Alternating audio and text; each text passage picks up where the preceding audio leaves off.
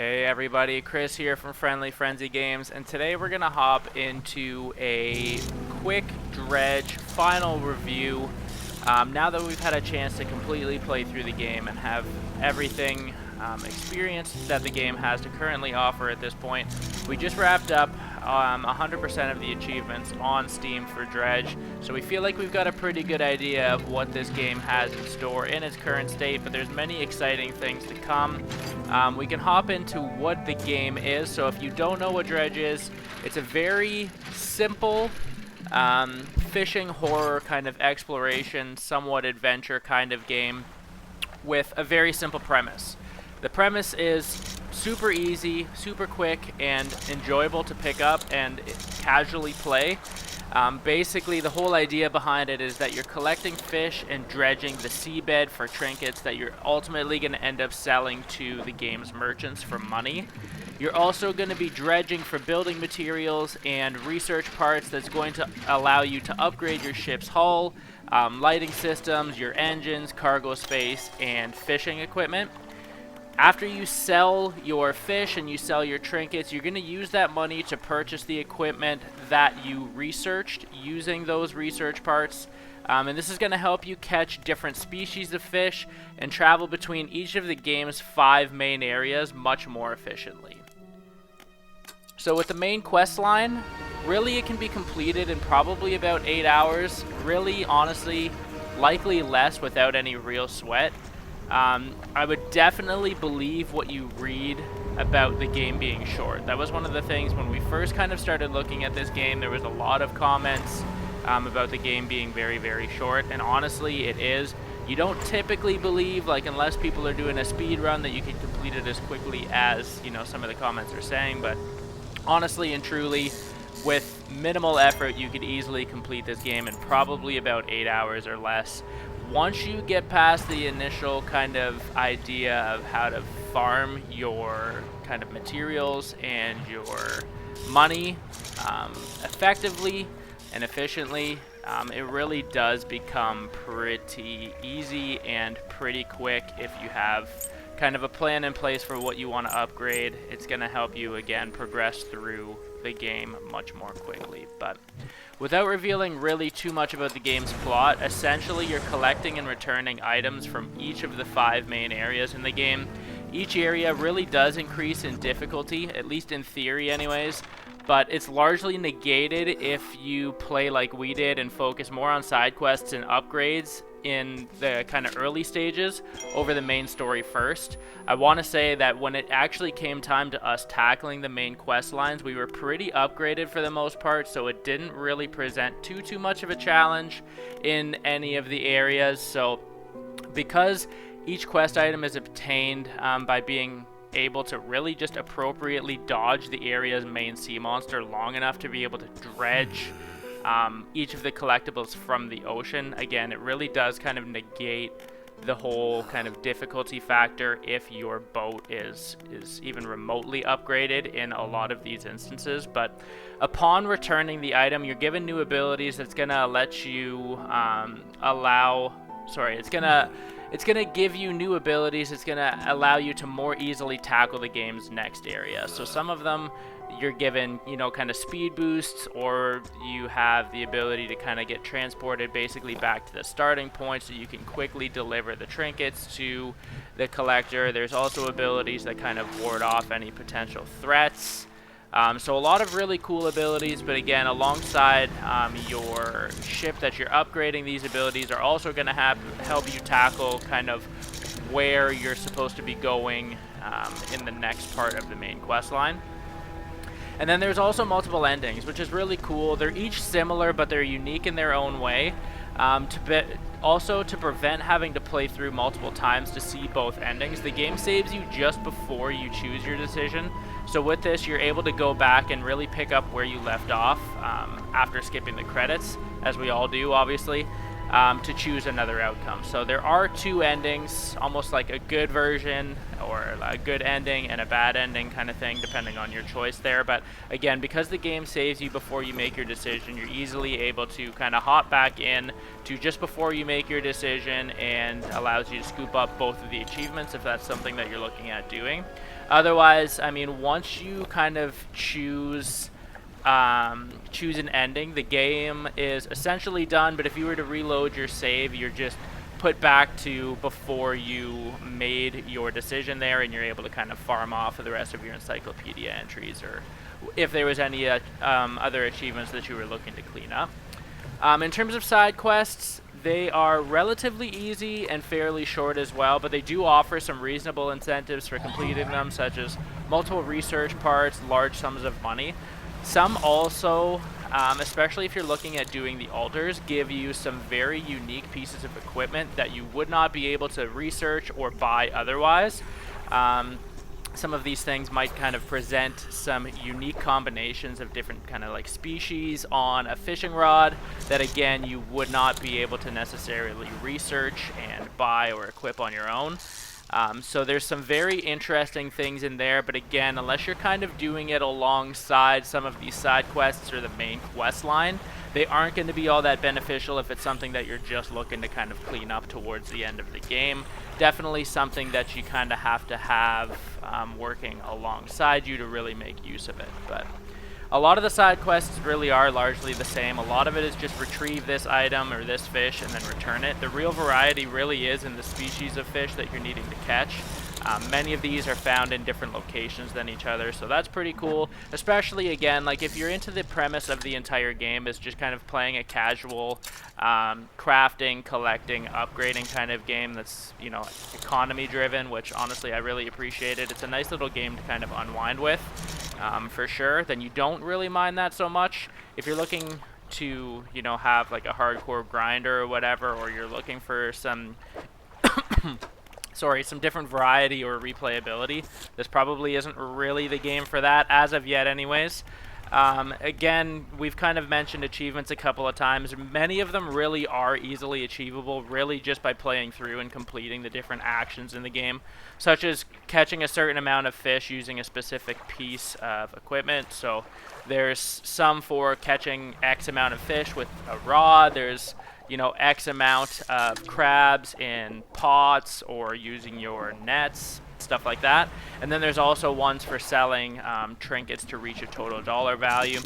The achievements really are fun. They're even the more grind-intensive ones, like fishing each species of fish or completing all of the side quests, really can be done rather quickly, and they aren't as grindy as they may seem. The game gives you a lot of information for the most part in terms of where you would be able to kind of go for all of the species of fish, so it doesn't really leave you much to have to kind of look up or to wonder about. It really is just, in some instances, putting in a little extra time than maybe you would have normally, or even just a little bit more extra time than you would have, like, even in just playing through the game. I would say the majority of the game, their achievements are easily maintained or easily achievable anyways by just playing through. So ultimately, I mean, really what this game comes down to is some of the pros.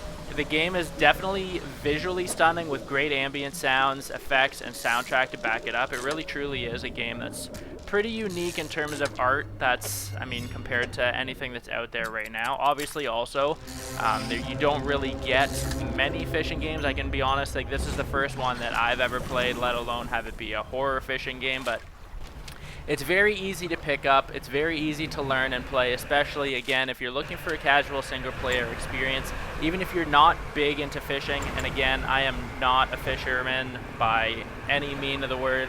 Never been fishing in real life, never played a fishing game, but what really intrigued me about this, and if you had caught kind of our early review, we truly have had Dredge wish-listed ever since we kind of saw it at the beginning of this year, I want to say.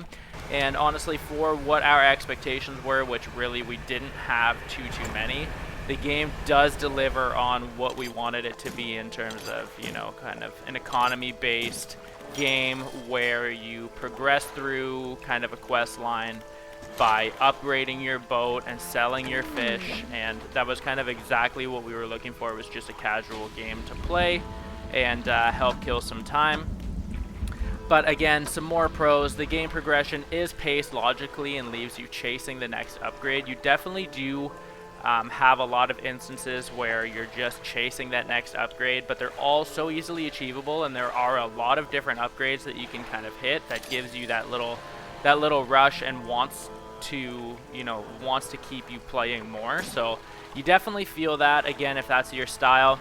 And the devs have recently revealed an exciting roadmap update, and it's chock full of free DLC and paid DLC for the future, as well as some quality of life improvements for the interim. So they actually just went through and added the ability to place map markers. This would have been super beneficial if we had just started playing in and around now, or if this was in the game at the very beginning. One of our kind of cons at the very beginning of this is you would come across many different side quests, but because there's only so many things marked on the map and you couldn't place your own markers, you never knew where it was that you picked it up if you had to return, particularly for like the colored figurines or the colored figured like hooded guys that you had to return fish to. I think there was 4 of them, and they're just kind of strewn across like random islands in between the main areas, so it was never all that easy to remember where was what. Same thing with the altars and stuff too, especially because some of them you can only really encounter at night, or some of the shrines. So it would have been a lot easier back in the day to be able to mark these locations on the map, so you knew once you had kind of discovered them where you needed to go to return some of these things. But we can skip on to cons now. Really much of what is supposed to be challenging about the game, so again, primarily like the long treks at night or the sea monsters protecting the quest items, again, really can be easily avoided more often than not, especially if you've spent even a little bit of time upgrading. I feel like if you have enough speed, that's really all you need in this game. Obviously, you're going to need to upgrade your fishing gear and stuff to be able to kind of farm money much quicker and much more efficiently, but speed really does kind of get you out of the majority of the binds in this game. Obviously too, but in upgrading your hull, it allows you to sustain more damage for the odd time that you do get hit. But again, because there isn't really a way to defeat these monsters, really all you're trying to do is kind of outrun them long enough to be able to get your trinkets or to avoid any sort of danger. Again, it really can be kind of negated just by upgrading your boat, but really specifically speed. Or your engines, I guess. Another con is just, again, believe what you read about the game being short, because truly it can be completed in under 8 hours. Honestly, I think we have about 14 or 15 hours, and that's to completely 100% the game. That's fishing each species of fish, that's completing each side quest, that's completing each kind of altar, that's each aberration of every fish. So truly, you can have the game completely wrapped up in like 15 hours, and honestly, we were just kind of farming money haphazardly at the very beginning, when honestly we didn't even probably really need to, and just kind of burning through some of the days in the game to kind of figure some things out or to get some additional content. But again, about 15 hours is what we spent, but that's a complete 100%, all Steam achievements received. But it's, again, less likely if you're solely focused on the main quest line. I can't imagine this game taking you longer than 8 to 10 hours. So again, in tune with that, it's a slightly higher price point than what you might expect for a game that can be completed so quickly and easily as of right now. And it really doesn't offer much aside from achievements to continue any incentive of playing the game past the completion of the main story. So because the game can be completed so quickly, and because there isn't really any reason to replay, especially with the game saving you before you make your final decision, after kind of completing all of the achievements, you can't really do anything. There isn't really anything left to explore. Yeah, so it's just kind of lacking in that. Again, that wasn't really a huge turnoff for me, because again, I didn't really expect to be able to replay, but I definitely wish at the same time, for that reason, that the game was longer in the first place, because you spend so much time, I say so much time relatively, obviously, but you spend a lot of time in this game kind of upgrading your boat, and by the time you get it to max, there's not really a whole lot that you can do with it still.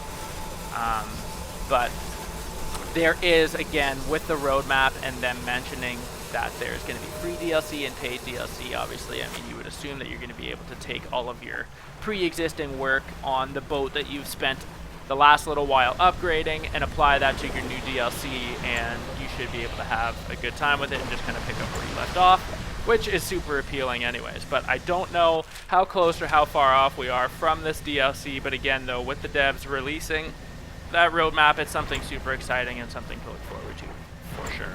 So with that, though, aside from multiple users on the same account, they do give you probably 4 or 5 different save or like empty slots. I'm not really sure why you would need more than one, again, aside from multiple users on the same account, but just something that was a little interesting there. So as an overall conclusion, really, we did enjoy our time with Dredge and have since gotten 100% of the achievements to completely wrap it up. But with that said, there's no real reason to play it now until some new content comes out.